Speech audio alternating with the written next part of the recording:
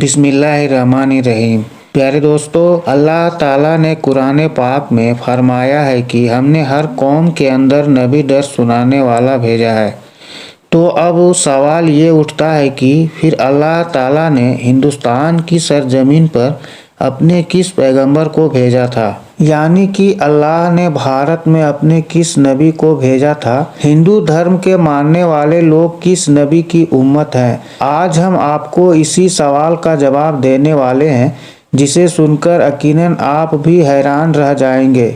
इसलिए आज का यह वीडियो आप सभी के लिए बहुत खास है। आप हिंदू हो या मुसलमान, आप इस वीडियो को आखिर तक जरूर देखें और दिल से एक लाइक करके इसे शेयर भी कर दें, ताकि यह जानकारी और भी लोगों के पास में पहुंच जाए। तो चलिए दोस्तों, शुरू करते हैं।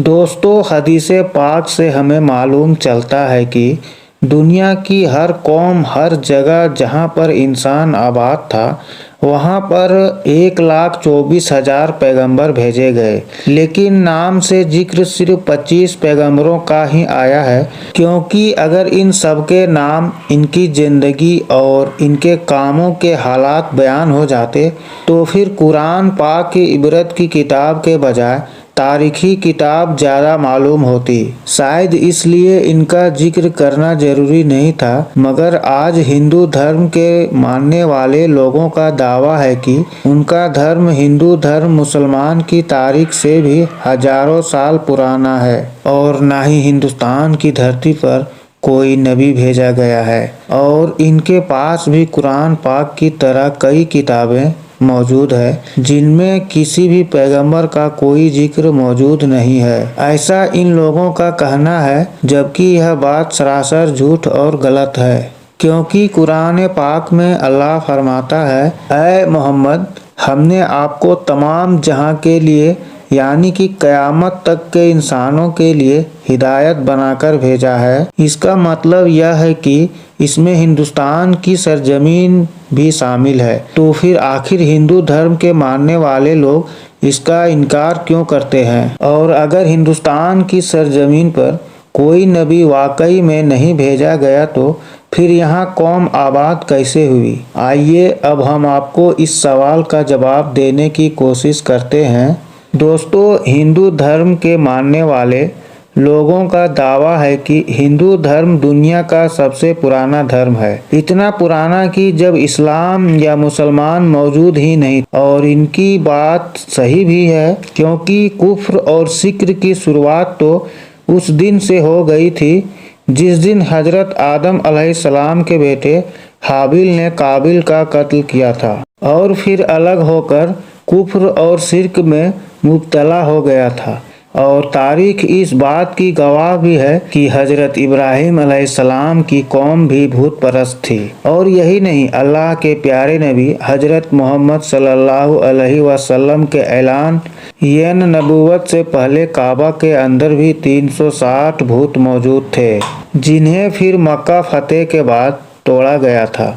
तो अब इससे यह बात मालूम होता है कि भूत परस्ती तो दुनिया के पहले इंसान हजरत आदम अलैहिस्सलाम की नाफरमान औलाद से शुरू हो गई और आज तक मौजूद है। मगर इसका ताल्लुक किसी धर्म या मजहब से नहीं है, बल्कि गुमराही से है, जो कि शैतान करवाता है। अब जहां तक हिंदुस्तान की धरती की बात है, तो यहाँ पर भी इन लोगों की हिदायत के लिए यकीनन कई पैगंबर भेजे गए, जिनकी कुछ तालीमात का हुक्म दिया गया है, जिससे बताया गया है कि खुदा का कोई शरीक नहीं है, वह एक है, उसकी कोई औलाद नहीं है। मगर फिर भी लोग उसकी कई मूर्तियां बनाकर पूजा करने लगे और आज तक हिंदू धर्म के छोटे बड़े मिलाकर 36 करोड़ देवी देवता माने जाते हैं, या यूं कहें कि अब तक 36 करोड़ बुद्ध बनाए जा चुके हैं। दोस्तों, आज हिंदू स्कॉलर का यह दावा है कि हमारा हिंदू धर्म दुनिया का सबसे पुराना धर्म है, क्योंकि इस्लाम की शुरुआत तो आज से 1400 साल पहले अरब से हुई थी। इसलिए इस्लाम का हिंदुस्तान की सरजमीन से कोई ताल्लुक नहीं है। मगर यह कम अक्ल लोग शायद इस बात को नहीं जानते कि इस दुनिया का पहला पैगंबर ही हिंदुस्तान की सरजमीन पर उतारा गया था। जी हाँ, पहला पैगंबर भारत की धरती पर ही उतारा गया था और वह थे हजरत आदम अलैहिस्सलाम। मुसलमान लफ्ज का मतलब है अपनी ख्वाहिशों को रब के हवाले करने वाला और उसका हुक्म मानने वाला।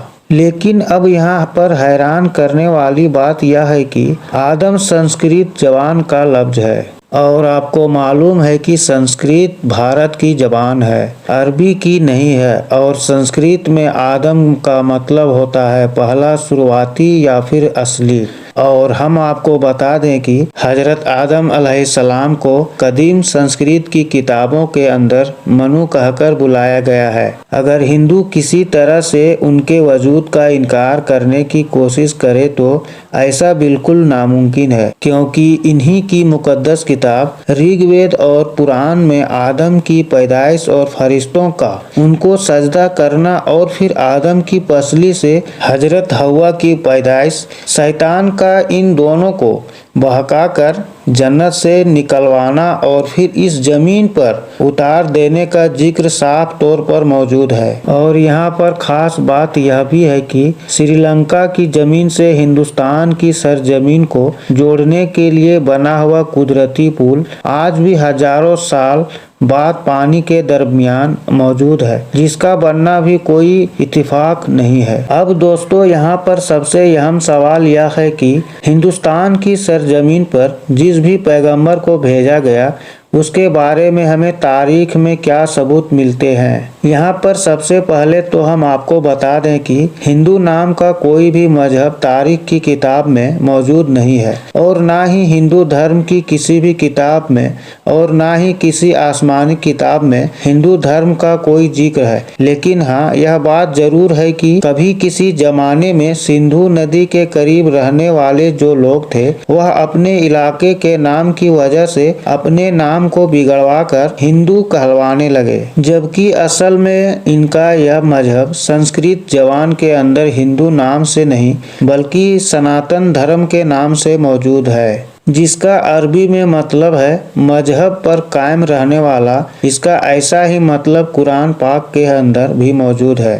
कुरान पाक में इस्लाम को हमेशा बाकी रहने वाला दीन कहा गया है। इसका मतलब यह है कि सनातन का मतलब भी मजहब इस्लाम से ही है। इसके अलावा इनके वेदों में हजरत नूह अलैहिस्सलाम का जिक्र भी साफ तौर पर किया गया है, जिसमें उन्हें नूहा कहा गया है और वेदों में पैगंबरों को मनु कहा गया है और हजरत नूह अलैहिस्सलाम को बड़े सैलाब वाला मनु कहकर बयान किया गया है। और इनकी कश्ती से लेकर सैलाब तक का पूरा वाकया तफसीर के साथ बयान किया गया है।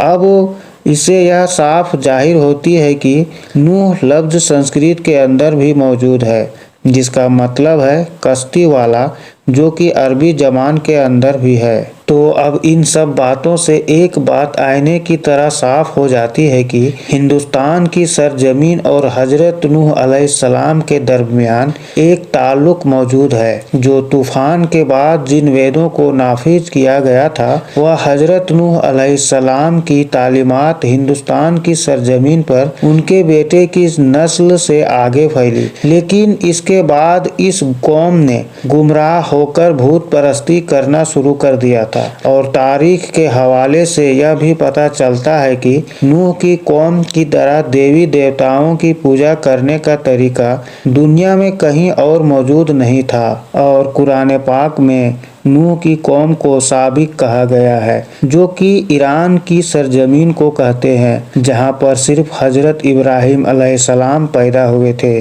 जिनकी कौम यही मुशरिक थी।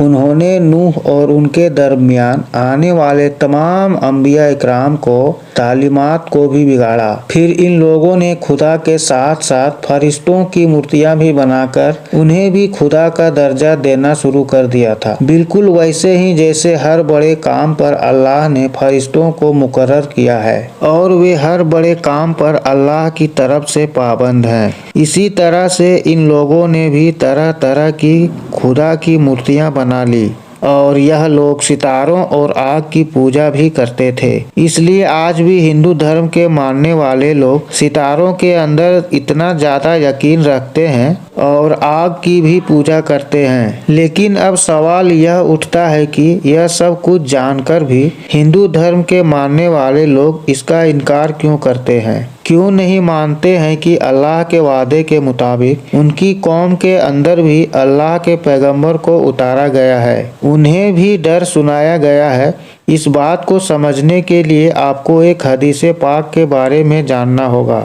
حضرت ابو سعید خدری رضی اللہ تعالی عنہ سے روایت ہے کہ اللہ کے پیارے نبی نے فرمایا کہ قیامت کے دن جب حضرت نوح علیہ السلام اور ان کی قوم کو بلایا جائے گا اور اللہ حضرت نوح علیہ السلام سے یہ سوال کریں گے کہ کیا آپ نے اپنی قوم تک میرا پیغام پہنچا دیا تھا؟ تو اس پر حضرت نوح علیہ السلام فرمائیں گے بے شک میرے مالک۔ اس کے بعد نوح کی قوم سے پوچھا جائے گا کہ کیا نوح نے میرا حکم تم تک پہنچا دیا تھا؟ تو یہ سن کر وہ لوگ انکار کر دیں گے اور کہیں گے کہ ہمارے پاس میں کوئی بھی ڈر سنانے والا نہیں آیا، ہمیں آپ کا کوئی بھی پیغام نہیں ملا۔ پھر اللہ تعالی حضرت نوح سے فرمائیں گے آپ کا گواہ کون ہے؟ تو وہ فرمائیں گے کہ میرا گواہ حضرت محمد صلی اللہ علیہ وسلم اور ان کی امت ہے۔ پھر تم لوگوں کو پیش کیا جائے گا اور تم لوگ اس بات کی گواہی دو گے کہ حضرت نوح علیہ السلام نے آپ کا پیغام پہنچا دیا تھا۔